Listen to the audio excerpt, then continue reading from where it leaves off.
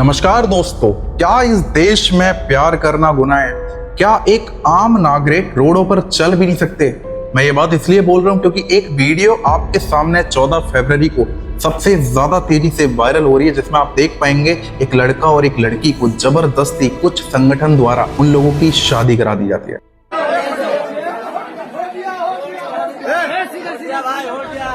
आप जरा ये वीडियो में उस लड़की का चेहरा देखिए, वो रो रो के चीख चीख कर आंखों से बयां कर रही है कि मेरे साथ ऐसा जुल्म आखिर हुआ क्यों? क्या इस देश में मैं प्यार भी नहीं कर सकती? इस लड़के और लड़की के मन में सिर्फ एक सवाल चल रहा हुआ, क्या इस देश में कानून व्यवस्था खत्म हो चुकी है? जो ये कोई भी लोग आएंगे और कोई भी गंदी शर्मनाक हरकतें करेंगे हर कपल के साथ। ये जितने भी संस्कृति बचाने वाले रक्षक हैं, ये लोग वहां क्यों नहीं दिखते जब बेटियों के साथ गलत होता है? इस देश में आपको जानकर हैरानी होगी, 31,000 से ज्यादा रेप केसेस हो जाते हैं हर साल, लेकिन ये लोग वहां आपको खड़े हुए नहीं दिखाई देंगे। ये लोग आपको अंकिता भंडारी केस में नहीं दिखाई देंगे, ये लोग आपको उन्नाव के केस में नहीं दिखाई देंगे, ये लोग आपको हाथरस वाली बेटी के साथ जो गंदी हरकतें हुई उनके आरोपी के खिलाफ प्रदर्शन करते हुए नहीं दिखाई देंगे। ये लोग आपको कहां दिखाई देंगे? वैलेंटाइन डे वाले दिन, जहां पे शर्मनाक नारे लगाते हुए आपको ये लोग दिखेंगे।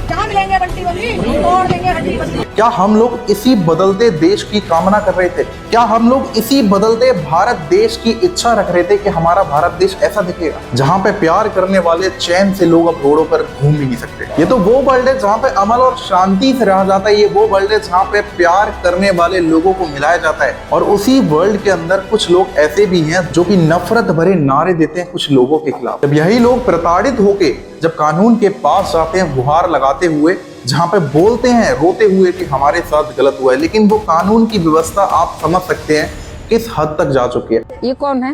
भाई हैं, बात कराइए। घर ये शीतला माता मंदिर में घूम रही हैं, क्यों लड़की यहाँ को छोड़ देते हैं अकेले? क्या नाम है? कोई लड़का है, क्या नाम है? उमेश पाल। कौन आपके लगते हैं?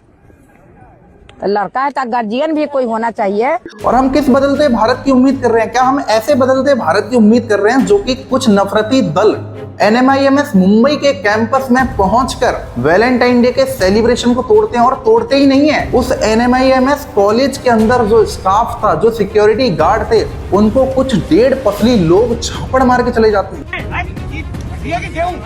मतलब आप समझ सकते हैं, आज के बाद मुझे ऐसा लग रहा है रोडों पे शायद हम लोग सुरक्षित ही नहीं है, क्योंकि ये लोग कभी भी आकर कुछ भी कर सकते हैं। और असल में आप लोगों को सच तो पता ही होगा कि इन लोगों को सपोर्ट कहां से मिलता है, कहां से इन लोगों में इतनी पावर आती है जो खुले मैदान में जाकर, खुले कॉलेज में जाकर और कुछ भी तोड़ फोड़ करके आ जाते हैं। 50 से ज्यादा बच्चों के लैपटॉप तोड़ देते हैं, लेकिन इनके खिलाफ कोई कार्रवाई नहीं होती। पुलिस आपको उस कॉलेज में पुलिस डोलते हुए दिखाई देगी, आपको उस कॉलेज में लोग इंसाफ की गुहार लगाते हुए दिखेंगे, लेकिन पुलिस नजरअंदाज कर रही है सारी चीजों।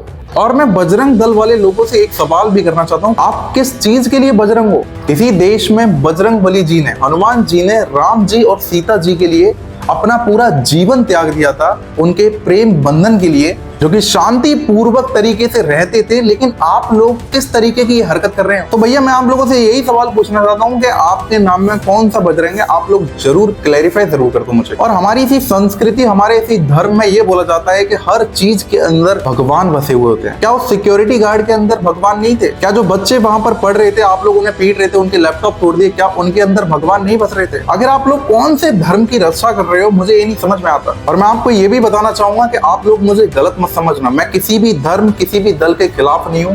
जब बजरंग दल ने कुछ अच्छे काम भी किए थे ना यूपी में, तब मैंने वीडियोस बनाई थी। जब बजरंग दल के कुछ अच्छे काम हुए थे तब मैं लगातार वीडियो बनाता रहा। लेकिन आज जब ये गलत हरकतें हो रही हैं तो मैं इनके खिलाफ भी जरूर वीडियो बनाऊंगा। और आप लोगों को एक छोटा सा सजेशन भी देना चाहूंगा कि अगर आप लोग ऐसी हरकतें करेंगे ना, तो जो आपने यूथ के दिल में जो जगह बनाई है, वो असल में आप लोग खोते जा रहे हो ऐसी हरकतें करने के बाद। और हमारे इसी संस्कृति देश में हमें ये भी सिखाया जाता है ना कि हमेशा सबसे बड़ा कर्म होता है। अगर लोगों के कर्म गलत होंगे तो उन्हें सजा देने के लिए भगवान जी बैठे हैं। अगर वैलेंटाइन बनाने वाले लोगों के कर्म गलत हुए तो ऊपर बैठे हैं भगवान जी, जो उन्हें सजा देंगे। आप लोग कौन होते हो ये धर्म के रक्षक बनने वाले? आप लोग कौन होते हो ये धर्म को बचाने वाले? आप लोग कौन होते हो कानून व्यवस्था का खिलवाड़ करने वाले? असल में इस देश में संविधान है, कानून व्यवस्था है।